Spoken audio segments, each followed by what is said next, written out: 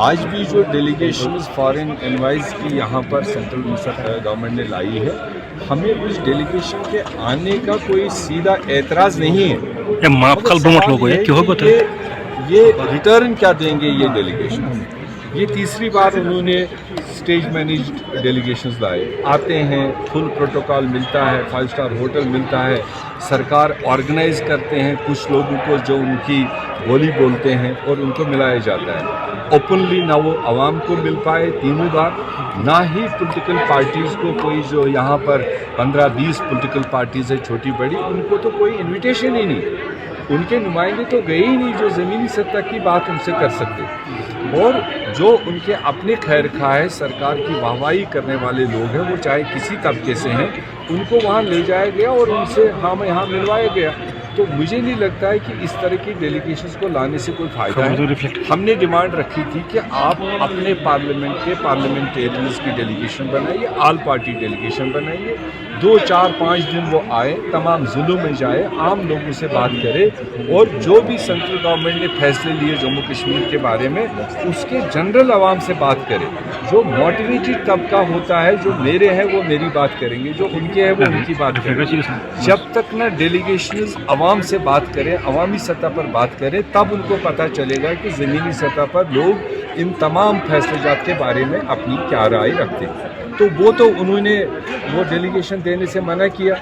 और यहाँ तक कि जो लोकल लीडर्स हैं जम्मू कश्मीर में, मुझे नहीं लगता है उनमें किसी को इनविटेशन थी या उनको किसी को बात करने का मौका दिया। उन एनवाइज़ को भी चाहिए था जिन्होंने यहाँ सदियों से सियासत की, यहाँ पर आवाम की खदमत की, उनका भी कोई रोल है। उनको खुद भी डिज़ायर करना चाहिए था हम फलानी लीडरों से मिलना चाहते हैं, तो नहीं थी उनकी हिम्मत, क्योंकि उनको प्रोटोकॉल में फंसा रखा था। जो सरकार ने लाए सामने उनसे बात की।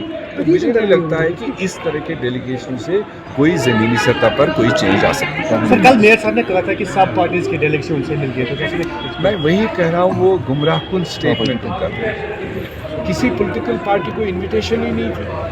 अगर आप कॉरपोरेशन के कैपेसिटी में वहाँ पर चले गए, कोई म्यूनिसिपैलिटी के कैपेसिटी में गया, कोई पंचायत के कैपेसिटी में जो सरकार ने उठा के लिए, उसमें ज़रूर कहीं ना कहीं अलग अलग पॉलिटिकल पार्टीज़ के राय रखने वाले होंगे, मगर they were not designated by the political parties.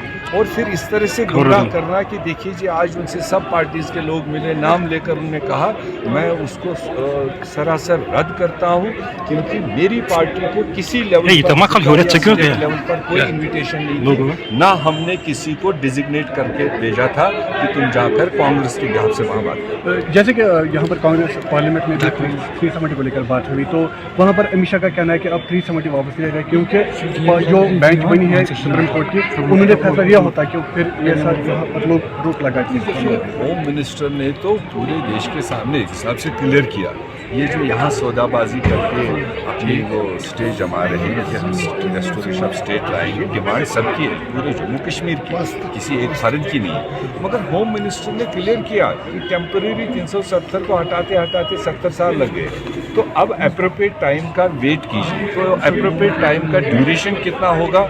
70 होगा, 27 होगा, 17 होगा, 7 होगा, वो अभी कोई चीज़ डिफाइन नहीं है। मेरा ज़ाती मानना है कि जब तक भाजपा सरकार दिल्ली में कायम है, जिन्होंने इस स्टेट को डाउनग्रेड किया, यूटीज़ क्रिएट किया, वो अपने हाथों से ही स्टेट नहीं दे सकते।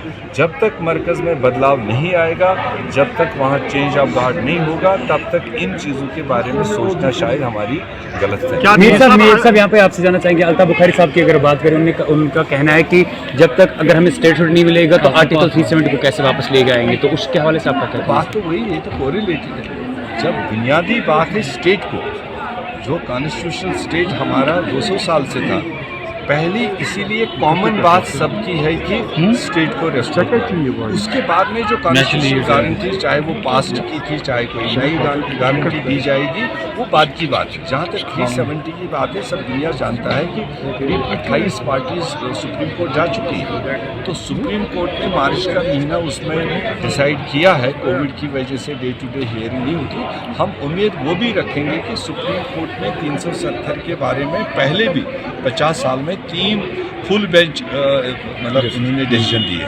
तो हम ये भी नज़र रखे हुए कि उसी सुप्रीम कोर्ट के जो डिसीजन है तो पास्ट के डिसीजन को मद्देनजर रखते हुए आज क्या कहकर वो उसको दूसरा डिसीजन मीर साहब क्या ये बात सही है फिर जो आप कहते हैं जब तक भाजपा है ने भी कहा, पार्लियामेंट ने भी कहा, मगर उन्होंने जो अपना इशारा दिया होम मिनिस्टर ने, तो उसने खुल्लम खुल्ला कहा कि टेम्परेरी को हटाते हटाते 70 साल लग गए, तो एप्रोप्रिएट टाइम का वेट कीजिए। वो एप्रोप्रिएट कितनी ड्यूरेशन का है उसको समझने की सर, यहाँ पे प्रॉपर्टी टैक्स की बात हो रही है कि प्रॉपर्टी टैक्स लगने वाला है कुछ भी नहीं, तो ये भी एक एलिमेंट उसी डायरेक्शन में इंडिकेट कर रहा है। प्रॉपर्टी टैक्स, बिजली फीस को एनहेंस करके बिल्स भेजना, पानी का टैक्स लगना, ये सारे यूटी एडमिनिस्ट्रेशन के अहकामात हैं। ये जहाँ जहाँ पर भी हिंदुस्तान में यूटीज़ है वहाँ पर प्रॉपर्टी टैक्स लगता है, हाउस टैक्स लगता है, और पानी और बिजली का एनहेंसिंग फीस लगता है। वो तो इसी तरह के इशारे दे रहे, एक तरफ आप स्टेट मांग रहे हो,